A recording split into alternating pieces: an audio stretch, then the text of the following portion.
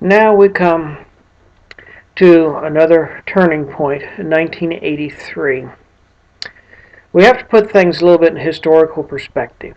Okay, March 5th, 1981, I quit the Society of St. Pius X. And so I'm checking with independent priests. That's who we had in occasionally for Mass through 81 to the end of 83. And I'm talking to them and trying to figure out, what should I do? In April of 82, I find out their bishop's on the scene. And I contacted one priest who I knew because I was told he had more information. Well, said, shoot, they'll call Father Musey down there in Houston. Well, they're actually in Dickinson, Texas, who lived right near Queen of Angels. I called up Father Musey, who I'd met in 81, and he was just back from Mexico from his own consecration. Great. I go to the priest meeting in May of 82. Big discussion. Not a word about doing anything for seminarians. There were 3 of us there. All of us had been in Society of St. Pius X. All of us entered exactly in 1977, actually. No discussion of that. That's one reason I went. Father Musey invited me. I had invited a friend of mine from over in Louisiana, and he came in of his own accord with a priest from Florida. All they talked about was the vacancy of the papacy and the election of the Pope. In any case, things move forward. And one incident I should bring up, earlier in 82, Father Robert McKenna had been in St. Mary's to enroll some people in his Dominican Third Order. We found out he was in town. He was staying out in St. Mary's, not at the society place, if I recall. Someone got a hold of him who knew him quite well, said, Father, there are a bunch of us who are out of the society who would like you to celebrate Mass for us. He refused. I approached him in May. I said, Father, why wouldn't you celebrate Mass for us? And I explained a little bit that some of us are out, not necessarily of our own accord. I was out of my own accord. But the people that contacted him, they received a letter similar to the one my family received, don't set foot back on the property. That's a long story. In any case, he made no reply. So these things like this are happening. Things move forward. August of 82, Musey consecrates Father Basalis as a bishop up in Rochester, New York. Next thing you know, they're splitting the United States to 2 dioceses, ordering all the independent priests to obey him. All the independent priests are saying, forget it. In fact, best I could sort out, there was a priest meeting just after Easter up in Connecticut, hosted by Father McKenna, and the idea of that meeting was to select a priest to send to Mexico to be consecrated bishop. Well, Father Musey gets ahead of it. He gets down to Mexico, says, consecrate me a bishop right quick. I mean, political things are things, you might get killed, whatever. Let's preserve episcopacy. He shows up in Connecticut. I am Bishop Musey. Okay. So I'm seeing all this confusion going on, and it goes on into 83. And I'm studying on my own. I can't even get a list of books from a priest I should study. So I'm spending thousands of dollars buying books. I've probably talked about that elsewhere. In any case, I'm studying on my own. I'm trying to sort out all this stuff. I'm talking to independent priests. Some are coming in to say Mass. I talk to them when they're there. I'm writing to them, etc. So I'm thinking, there's something wrong here. There's got to be a common denominator. I can figure it out. So I hit back in the books. Look, what's the justification for priests operating outside the law? Because I've been studying canon law. Good old Woywood. Notice in the Woywood I had at the time, I've given that away to someone a long time ago because I got a new edition. In any case, I'm studying Roywood in canon law. I'm coming along pretty good. So I said, well, they threw out Canon 209. So I'll go look up good old Canon 209.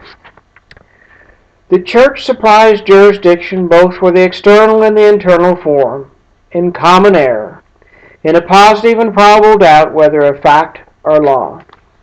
This was quoted back in the mid-70s. People used it. Well, we look at common error. We misinterpreted common error, but why the heck not?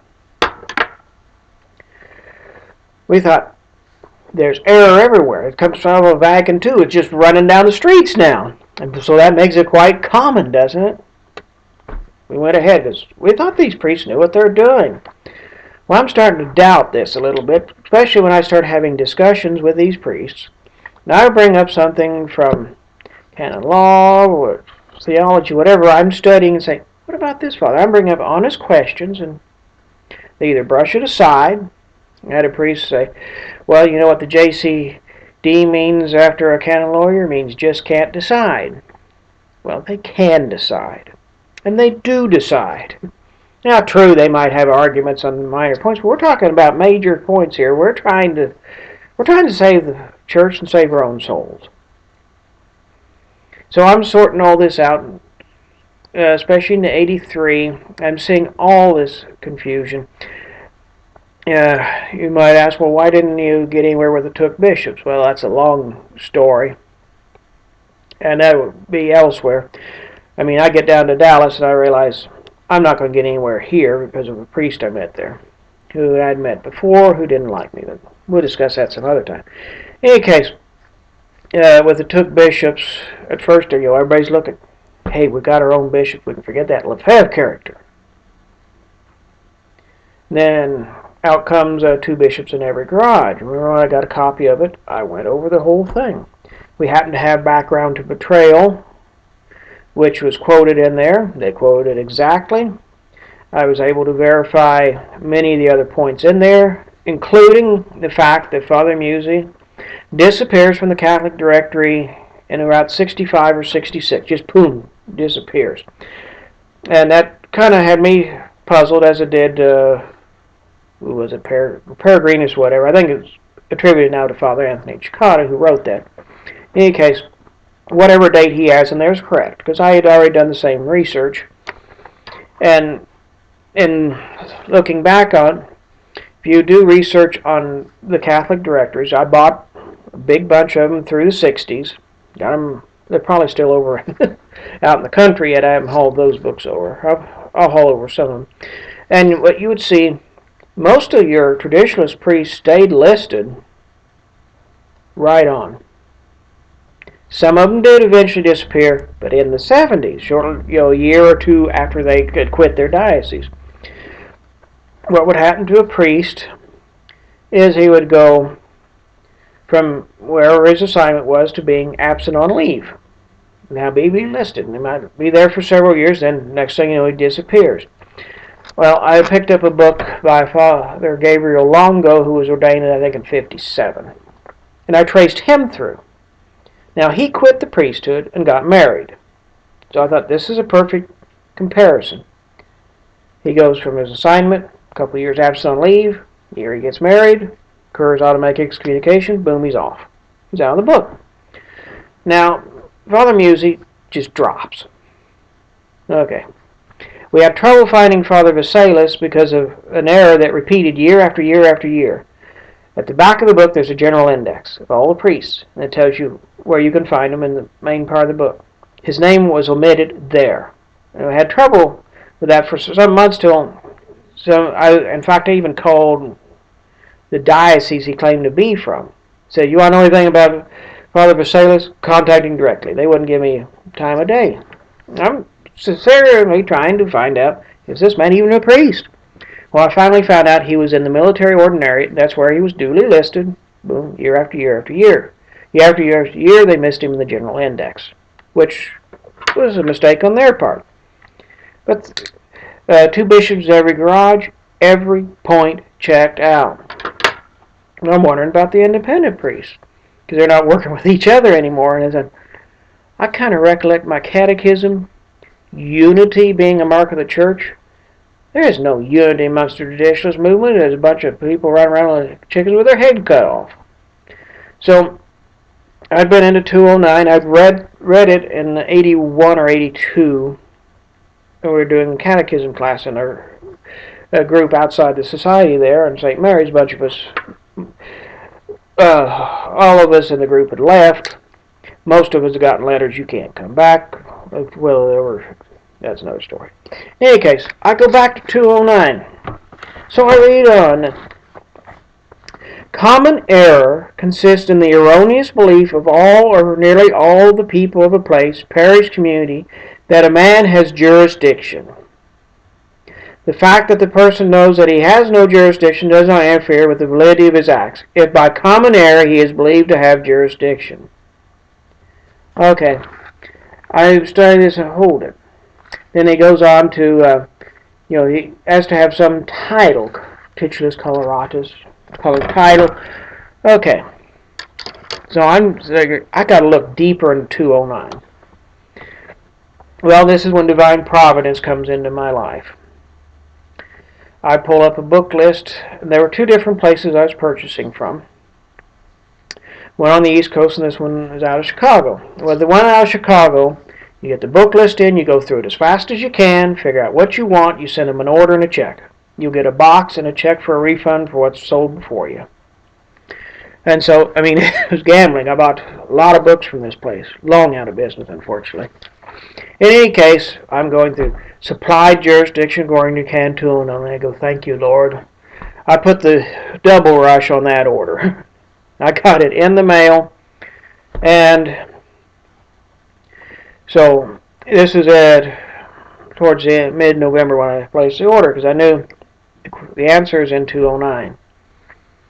The book came in when my brother and I happened to be visiting my uncles for Thanksgiving. Well, box of books comes in. Mom's going to go right straight for it and open it up. But she knew she had my permission. She's going through the book. She gets to that one. She's reading it. I get home and she says, Canon 209 isn't what we thought it was. I said, that's what I'm suspecting. Well, of course, I read that book cover to cover. And it wasn't. It does not justify the traditionalist operation. I said, there it is. There's a common denominator. I knew there had to be. What's wrong with all of traditionalism? Now, of course, again, I'm going to be launching off into the unknown. I kind of suspected that. Because if traditionalism is not Catholic, all right, and I have to depart it, obviously, to stay with the Catholic Church. So now what do? You got to remember, the Home Alone movement existed. It wasn't really a movement. There were families that were home alone. It didn't have a name yet. Okay? A lot of these things didn't have names back then. Sedevacantism didn't really get its name until about this time. In any case, what I do about vocation, well, you just pursue this forward, get to where God wants you to be in the church. And that's what I was attempting to do. And so, at the end of December of 83, I had sorted it out. I had pages of outline work. I went down to the typewriter. The letter is dated December 26, 1983. It took me, I think, a week to actually type the whole thing up and prepare it. It didn't get out until early 84, and I sent it to traditionalist priests I've been talking to, my friends, I said all over the country. I don't recall sending any out of the country. The reaction is interesting. Basically, I didn't get a reaction. Another traditionalist priest offered to correct me as I asked for in that letter. You can find the letter on the internet. I published it long ago. I thought it's important to know, especially things that deal with serious decisions in my life. Now, like, someone asked the question, how'd you end up becoming Pope Mike? Well, this is a key point. And that's why I'm discussing these things in these videos. People like to watch videos more than they like to read. Remember, Jesus said, let he who reads understand. We didn't have the internet and YouTube back in the 80s. I didn't have it until the end of the 90s. That's another story. In any case, I just launched out. And then, after I sent out the letter and decided what I was going to do, what I wasn't going to do, then I sorted out where I was and what I should do with, I'm going to call the minor points in life. And I include even considering the possibility of marriage, which I did consider after this point, because I thought, to me, it looked like at that point a vocation was impossible to follow. And so I just launched out and moved forward with my life. I did a lot of things in that time, but again, I knew what I had to do, and I did it. I wrote the letter. You can go online and read it. And I will discuss one more turning point a little later. So when it comes down to it, damn the torpedoes and full speed ahead. Do what you've got to do to save your soul. Do what's right. And let the chips fall where they may.